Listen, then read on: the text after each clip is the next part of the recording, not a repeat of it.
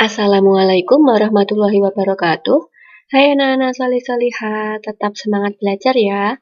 Pada pembelajaran tematik, kita akan belajar bersama tema 5, subtema 1, pembelajaran 5.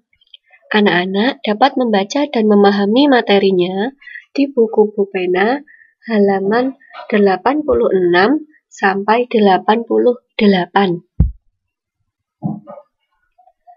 Pada pembelajaran 5, kita akan belajar bersama muatan IPS. Perjuangan tokoh kerajaan Hindu dan Buddha. Indonesia memiliki banyak pahlawan, di antaranya merupakan raja-raja terkenal pada masa kerajaan Hindu dan Buddha. Mereka berjuang dan berkorban untuk membela kepentingan rakyat. Setiap tokoh pahlawan pada zaman kerajaan mempunyai ciri khas masing-masing dalam berjuang. Namun, mereka mempunyai cita-cita yang sama, yaitu menciptakan perdamaian, memperjuangkan kesejahteraan, dan persatuan bangsa. Salah satu tokoh yang terkenal pada masa kerajaan Hindu dan Buddha, misalnya Raja Sanjaya. Pada masa pemerintahannya, rakyat hidup aman dan sentosa. Raja Sanjaya merupakan seorang raja pemeluk agama Hindu yang taat pada ajarannya. Nah, tidak hanya Raja Sanjaya, ada juga tokoh-tokoh lain yang terkenal pada kerajaan Hindu dan Buddha. Berikut ini adalah tokoh-tokoh pada masa kerajaan Hindu dan Buddha beserta pencapaian yang telah dilakukannya. Yang pertama, Raja Mulawarman, Kerajaan Kutai di Kalimantan Timur. Raja Mulawarman adalah seorang raja yang baik budi. Rakyat hidup sejahtera dan makmur pada masa pemerintahannya. Raja Mulawarman menyedekahkan 20.000 ekor sapi kepada kaum Brahmana saat upacara keagamaan. Kemudian membagikan emas dan tanah kepada rakyatnya.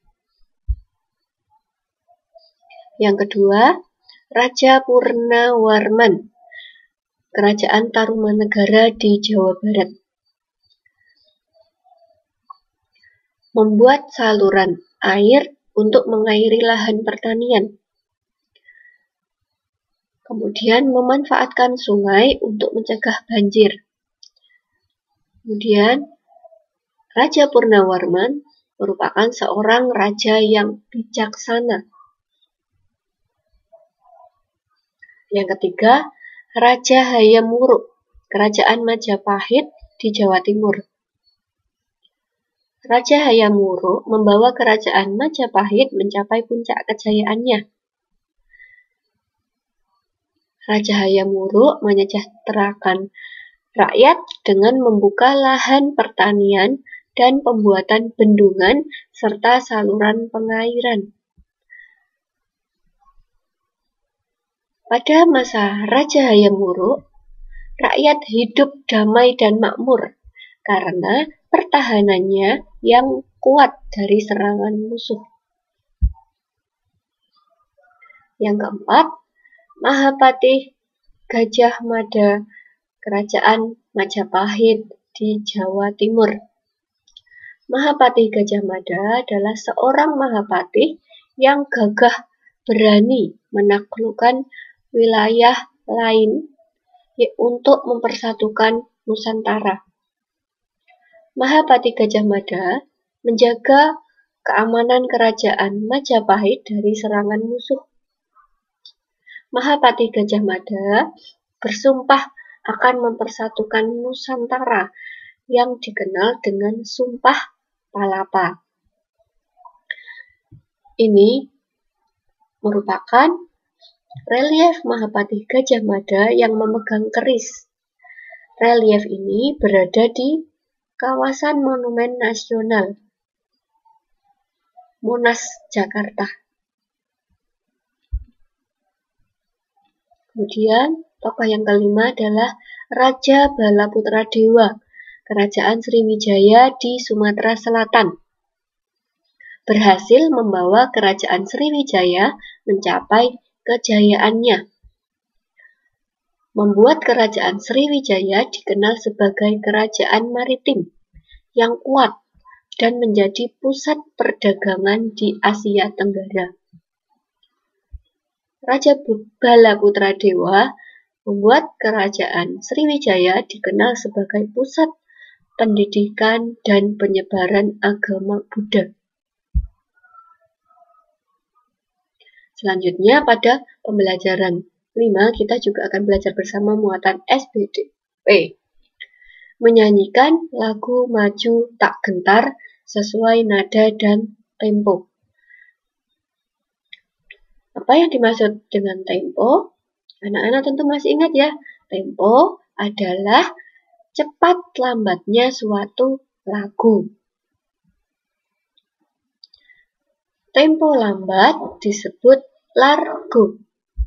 Tempo sedang disebut moderato. Tempo cepat disebut allegro. Tempo marsia yang menandakan lagu tersebut dinyanyikan mengentak seperti orang berbaris. Lagu Maju Tak Gentar dinyanyikan dengan tempo marsia. Dinyanyikan mengentak seperti orang berbaris. Ya, Nak? Ini lagu Maju Tak Gentar ciptaan C. Simanjuntak. Temponya marsia seperti orang berbaris. Demikian penjelasan materi dari Bu Ida untuk tugas pada muatan IPS. Silahkan anak-anak mengerjakan. Ayo berlatih nomor 1 dan 2 saja, halaman 87 buku Pupena 4B. Kemudian pada muatan SBDP, silahkan anak-anak bersama ayah dan bundanya berlatihlah, nyanyikanlah lagu Maju Tak Gentar dengan tempo marsia. Sekian materi dan tugas hari ini. Selamat mengerjakan tugas. Wassalamualaikum warahmatullahi wabarakatuh.